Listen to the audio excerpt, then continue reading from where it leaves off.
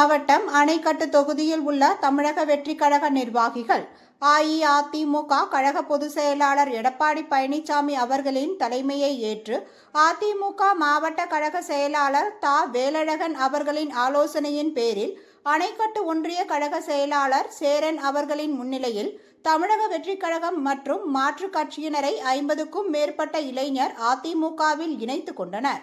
அவர்களுக்கு மாவட்ட செயலாளர் அணைக்கட்டு சட்டமன்ற தொகுதி வேட்பாளர் தா வேலழகன் துண்டு மற்றும் வேட்டி அணிவித்து வரவேற்றார்.